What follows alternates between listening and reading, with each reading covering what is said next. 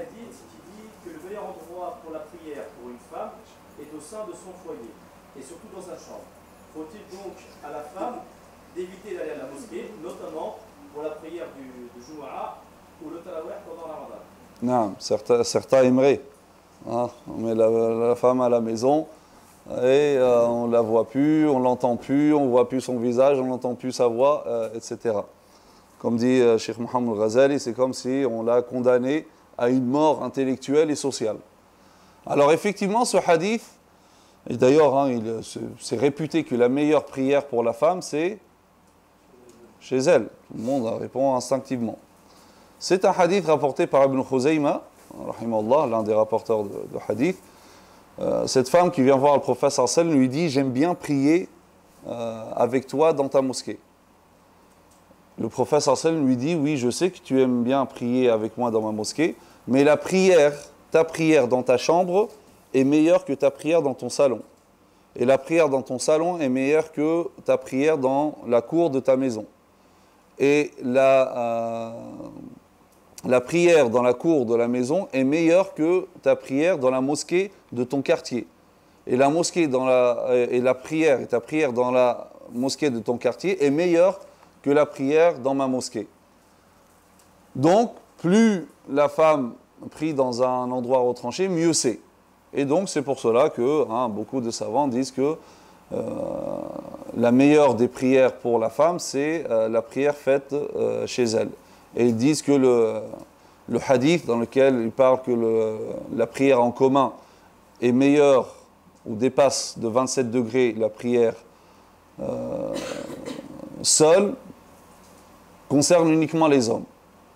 Mais ce hadith-là, il a été critiqué, réfuté par Ibn Hazm, le grand savant andalou, zahirite, littéraliste. Mais Ibn Hazm, c'est probablement, dans l'histoire musulmane, le savant le plus juste envers les femmes. Peut-être, comme lui il dit, il a grandi dans un milieu de femmes. Et notamment, donc, il dit que ce hadith-là, en fait, pourquoi là encore, il ne rejette pas comme ça, sans justification.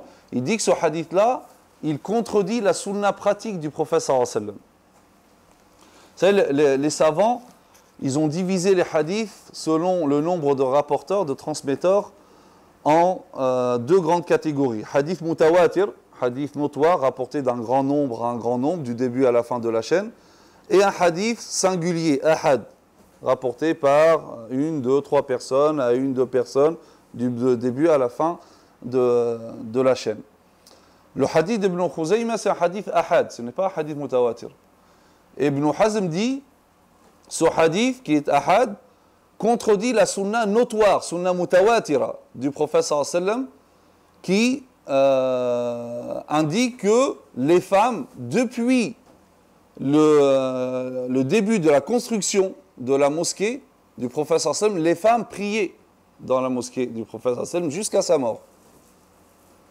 Donc comment expliquer que c'est mieux de prier chez elles? Même les épouses du prophète sallallahu alayhi wa sallam priaient dans la mosquée. Alors comment expliquer que même les épouses du prophète sallallahu alayhi wa sallam délaissaient ce qu'il y a de mieux et le prophète sallallahu alayhi wa sallam ne disait rien? Comment expliquer que le prophète sallallahu alayhi wa sallam leur a même laissé une porte? Au départ, ils rentraient de la même porte, mais lorsque les musulmans devenaient de plus en plus nombreux, donc il a dit, nous allons laisser cette porte-là aux femmes et ouvrir une autre porte. Donc c'était par un besoin fonctionnel qu'il y a eu plusieurs portes, et non pas par principe. De nos jours, si une femme se trompe et rentre par la porte des hommes, meskina, on va faire une salade de 4 takbir sur elle. Donc, il dit que ça la sunna mutawatira, et d'ailleurs le prophète sallallahu alayhi wa sallam lui-même donc dit la tamna'u ima Allah masajid Allah, n'interdisez pas aux servantes de Dieu la mosquée de Dieu. Et donc Ibn Hazm rejette ce hadith-là parce que c'est un hadith ahad et la sunna pratique notoire le contredit. Or, le hadith notoire prime sur le hadith ahad, il est plus fort. Donc il l'a rejeté et Cheikh Mohammed al-Ghazali, rahimahullah, rejoint donc l'avis d'Ibn Hazm. Donc finalement, rien ne prouve que la meilleure des prières pour la femme, c'est la prière chez elle.